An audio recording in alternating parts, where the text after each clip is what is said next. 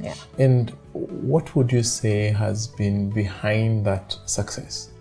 If you've met James Mworia, the first thing that will hit you is his drive for excellence and his passion for Centum and the vision for Centum. And I think that actually cascades all the way down. It's very difficult to be lackluster, for lack of a better term, in Centum if you have someone who drives the business, who's completely obsessed with the business the way James is. Wow. Obsessed with the business. Obsessed with the business. It's not a 9 to 5, Monday to Friday thing for James.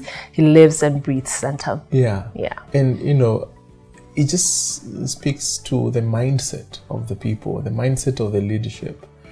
And maybe you can help us understand more the mindset of the people within the Centum group. Well, I joined Centum in January of this year, and I have worked for different multinationals, both locally and outside of Kenya. But I've never seen, as I said, that focus and that passion that James has, and the ability to be able to translate that across leadership for the teams.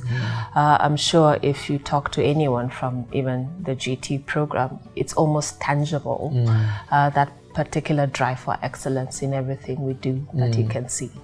Yeah. So are you saying that James has been able to mutate himself into the team? Well, not mini-me's. But I think his key focus areas have actually been able to be drilled down to the teams, and especially the younger teams who are coming up within the Centum group. Yeah. Yes.